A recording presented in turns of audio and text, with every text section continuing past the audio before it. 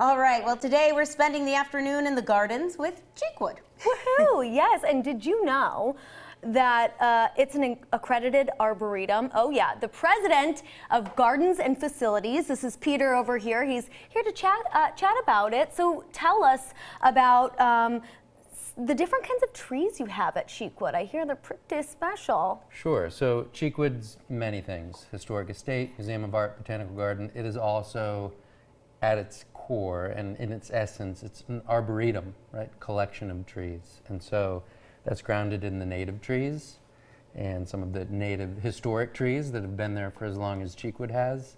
And then kind of ventures out to explore the different types of gardens and different species that we celebrate throughout the property. Very Do you know how many different kinds of trees you guys have? Ooh, good question. It just came to me. This is off the top of my head, so I'm sorry to throw that at you. We have all of them. Oh, good answer. Yeah. All right. Wait, and this is off the notes too. I always ask people this: if you were a certain type of tree, what would you be? Ooh, I would probably be a sycamore. Oh. Why? I just like how sycamores show up in the wintertime. They're kind of like great white ghosts in the forest. Not that I'm interested in being a ghost, but just a nice, graceful silhouette when everything else is kind of a little darker and more dismal. I love it. Okay, I want to get to Japanese maples really quickly. How do you incorporate those? Is that something that's going on right now at Cheekwood?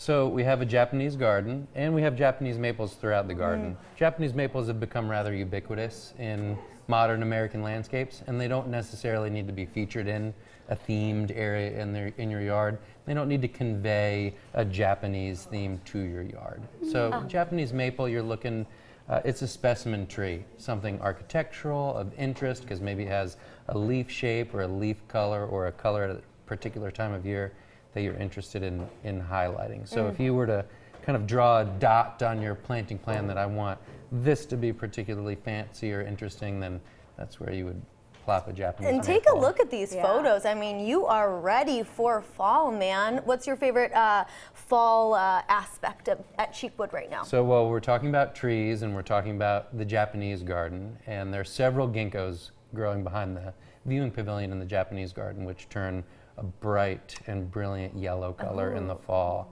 And those leaves fall on the moss carpet beneath them, and I'm like almost getting chills right now. Oh, almost getting chills. Bring on that it. fall Yeah, foliage chillage. Keep your eye on the ginkgos. Keep your eye on the ginkgos. Now, fun fact, this guy doesn't use an umbrella. No, I do not use an umbrella. Why is that? Well, I just have a couple rules. You know, I don't use an umbrella. I don't drink from straws.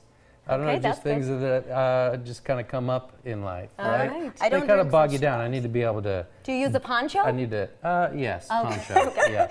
I do know that you guys have an event coming up, is that correct? A Japanese moon viewing? The Japanese moon viewing is this Sunday evening. Very exciting. Celebrate the harvest moon and our well-established relationship with the Japanese consulate and that important link between Tokyo and Nashville. So we'll have tea ceremony demonstrations, origami, other hands-on activities for kids of all ages and their families, some music and dance just to celebrate the culture and the link at Cheekwood. Sounds so lovely with that harvest moon too. Well, you can find ticket information for the Japanese moon viewing at cheekwood.org/buy-tickets. Yes.